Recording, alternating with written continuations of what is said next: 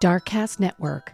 Come to the dark side of indie podcasts. Welcome to Creepy Tapas, where we do the opposite of deep dives and bring you tiny tastes of terror connected by a common ingredient. True stories to haunt and chill you and the pop culture they inspired. Or at least the movies and books that remind us of them. Join us as we descend into darkness, beginning with the lighter side of our weekly topic, and wrapping with a full dark, no stars account of terror, madness, murder, and more. It's Creepy Tapas, y'all.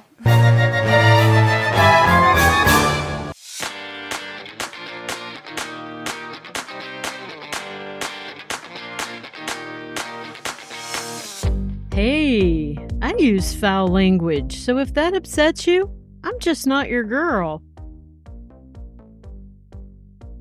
Hey there, Rainbow Warriors. Welcome to Beyond the Rainbow, True Crimes of the LGBTQ+. I'm your host, Crusader Against Hate, CJ. If you have a case suggestion or just need an ear, please reach out to me on the socials where I'm Rainbow Crimes or Beyond the Rainbow just about everywhere. Consider joining my Patreon, where for only $5 a month you can get ad-free, early release episodes, and an extra episode called a Patreon exclusive at the end of every month. Oh yeah, and a unicorn named in your honor at the Seabreeze Studios stables. And if you send me your mailing address, I'd be more than happy to send along some stickers from Beyond the Rainbow and Darkcast Network too. As the weather starts getting better around here, I am so looking forward to getting my garden started.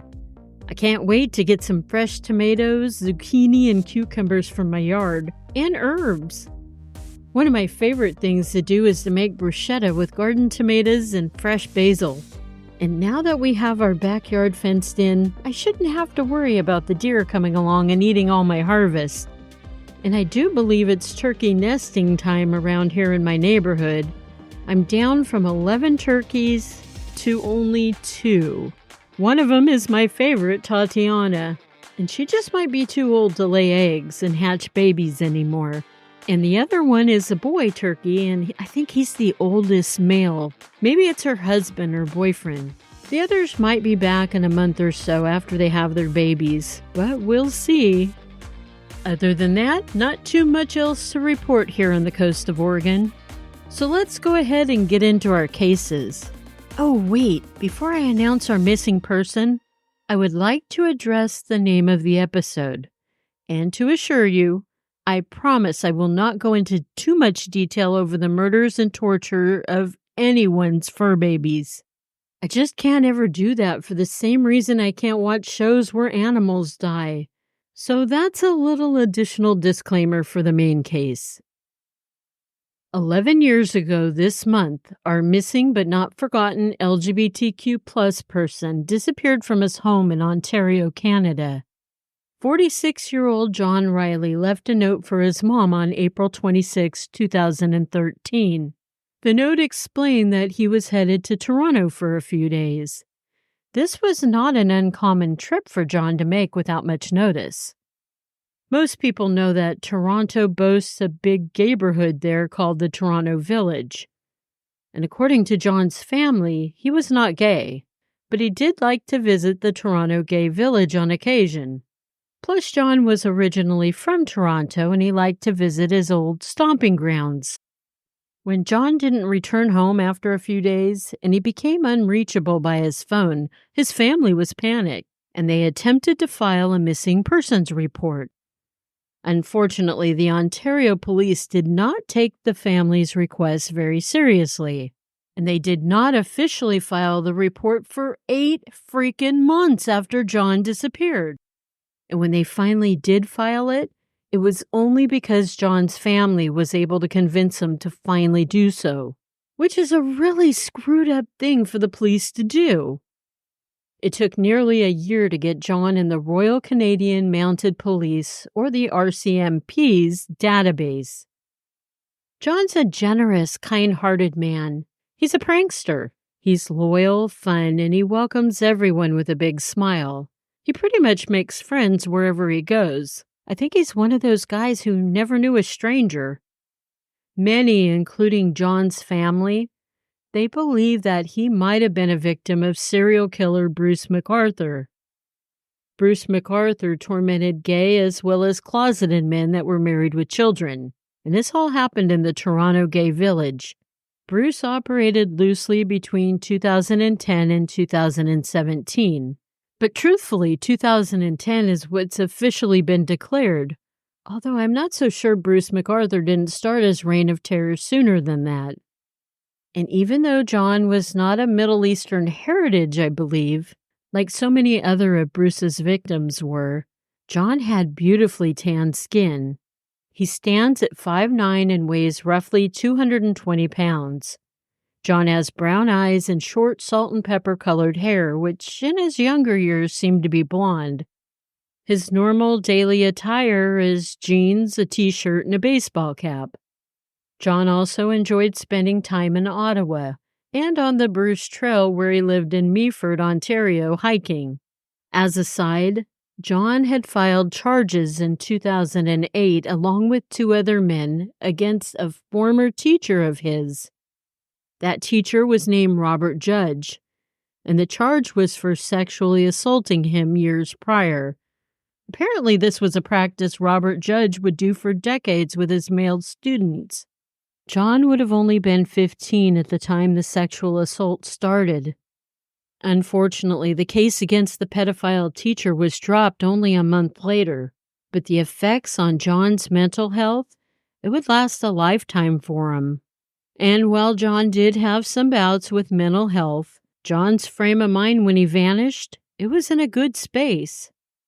Should you have any information that could lead to finding Jon, please call Crime Stoppers at 1-800-222-8477.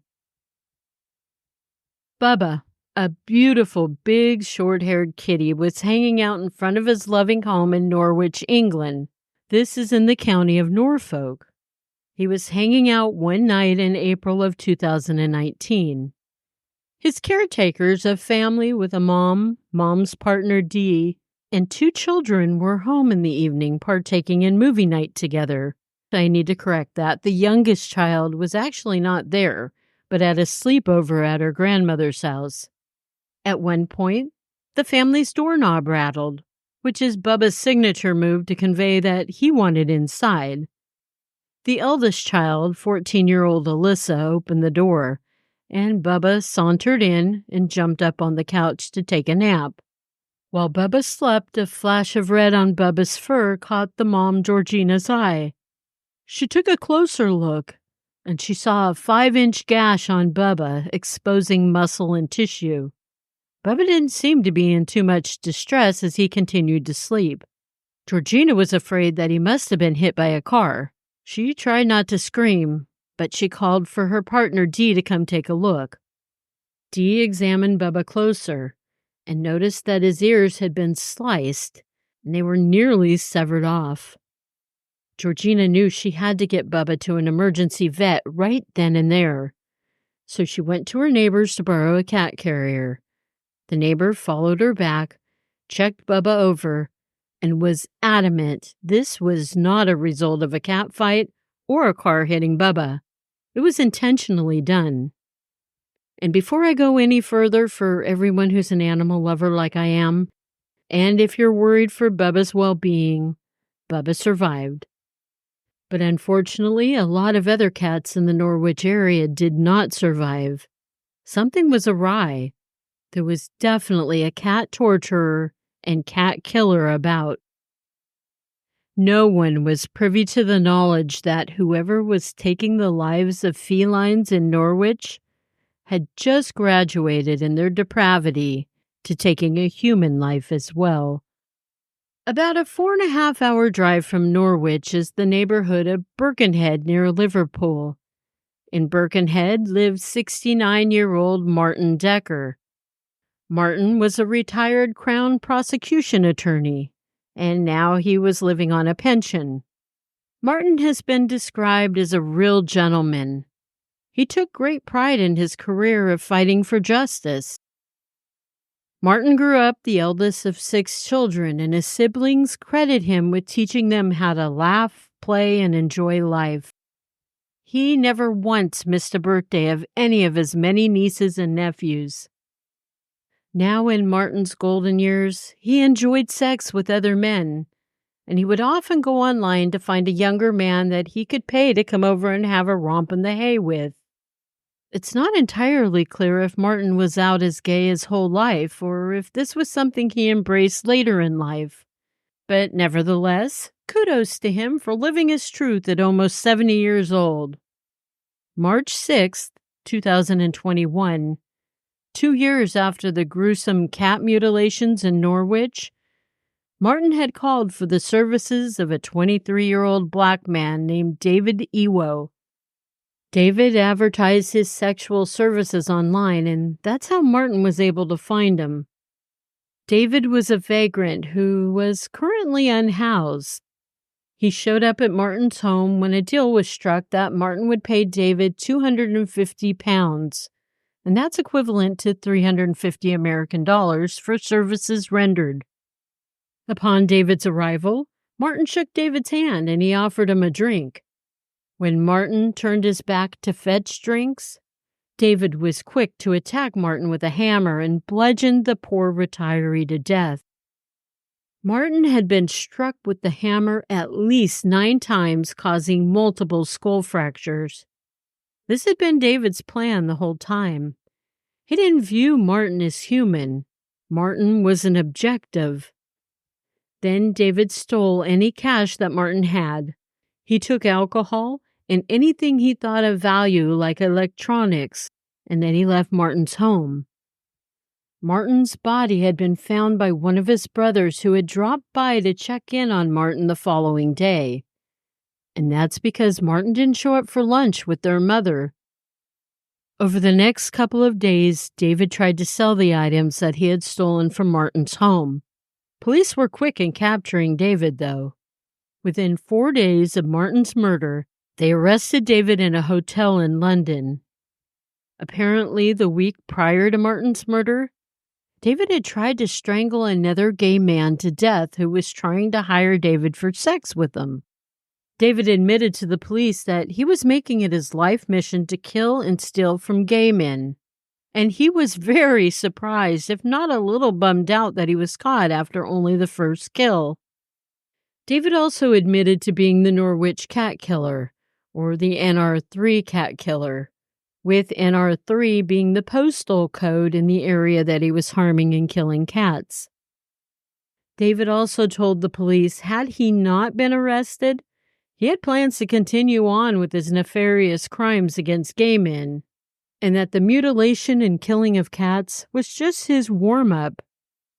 David has since undergone extensive psychological evaluations while he's been incarcerated. His diagnosis has come back as having narcissistic tendencies and a dissocial personality disorder. The doctors claim he's incapable of experiencing guilt or remorse, and I'm going to say he must have had a shitty mom. And the reason I say that is because any mom worth a damn, they can guilt their kids with no problem. My mom had it down, and I learned from the best. People with this social personality disorder, they exhibit traits of impulsivity, high negative emotionality, low conscientiousness, and associated behaviors, including irresponsibility and exploitative behavior, recklessness, and deceitfulness. Whoa, sounds like they nailed this cat killer to a T. David shared with one of the psychiatrists since he was homeless, he loved operating outside the law. He found great pleasure in watching cats struggle as he tortured them. And what he really enjoyed was watching the posts on Facebook groups of cat owners who were searching for their beloved lost pet. And while he read them, he laughed inside knowing that he killed their cat. David continued on to the psychiatrist that he recently had made the conscious decision to move from cat victims to gay male victims, ones that approached him for sex. And it would be his new life work to kill and steal from those victims until he got caught. At David's trial, he pleaded guilty. His psychiatrist testified their findings. David was found guilty of murdering Martin, but the prosecution decided not to go after David for his brutal treatment of cats. They were afraid it would take away from the murder of Martin. At David's sentencing trial, he dismissed his defense attorney and he opted to represent himself. Then the judge asked him if he had anything to say to the court before handing down David's sentence. And here's where David just smiled and said, "I got nothing to say." As his sentence of a minimum of 33 years was stated by the judge in court, David just laughed loudly. Rest in power, Martin. And rest in power to all the kitties who were victims of this deranged David Iwo. Our True Crime Quickie comes to us from Northern Virginia in July of 2020. The case involves 4 main people, 1 male victim, 2 male killers, and 1 person of undisclosed gender who was tangled up in some way or another. But there are a few others scattered in and around the story. Proudly gay 24-year-old Jose Escobar Menendez of Winchester, Virginia, has been described by friends as such a great guy. He had a knack for always wanting to see his friends and family happy, and oftentimes that meant doing what he could to ensure it happened. Jose was just greatly loved. Like so many, Jose frequently used gay dating apps to meet up with potential sexual or relationship partners. In early June, he met a 22-year-old guy named Gavin Collins. He and Gavin really hit it off, and they ended up having an intimate encounter. So when 3 weeks later Jose heard from Gavin, and Gavin asked Jose to see him again, Jose was elated, and he told one of his friends about how excited he was to see Gavin again. The 2 young men were planning to meet in the wee hours of July 8, 2020, in a location that was about an hour drive from where Jose lived in Sterling, Virginia. The only real problem was that Gavin wasn't driving to meet Jose in Sterling all by himself. Gavin had brought along his buddy, Joshua Hunter. At 1:50 a.m., Gavin texted Jose that he was in Sterling at his Sheetz gas station, and he'd be at the meeting spot in just a few. Video surveillance of Gavin getting gas for his friend Joshua's black Dodge Charger confirmed that information to be correct. And just a minute later, Jose texted Gavin back. He said that he had just arrived at the Village at Potomac apartment complexes in his blue Nissan Sentra. All in all, over 60 text messages had been exchanged in just a few-hour period between the 2 men. By the way, Jose had no clue Gavin was bringing a friend. Gavin and his friend Joshua, who, by the way, both had just been on a 5-day meth bender, pulled into the apartment complex just 4 minutes after Jose's text. They needed to score some money fast so they could continue on with their drug-induced state of mind. A nearby resident who was in their apartment heard car doors open and shut. Then they heard some talking between at least 2 people, and pretty soon the conversation escalated to yelling. A few minutes later, a loud pop was heard by the resident. After the pop, both cars had left the apartment complex, screeching the tires as they sped away. Around 3:10 a.m., another resident of the apartment complex came across the body of Jose. Jose's body was surrounded in his own blood. Police were called out, and they found a .45 caliber bullet shell near Jose's body. They called Jose's death a suicide. Okay, they didn't really, but aren't you surprised they didn't? They did the right thing this time, and they called it what it was, a homicide. A few days later, one of Jose's friends had used an app on her phone to track Jose's phone. You see, Jose's car, phone, and wallet had been stolen the night of his death. The friend found Jose's phone on an entrance ramp onto Route 28 South. It had obviously been dumped there by his killer or killers.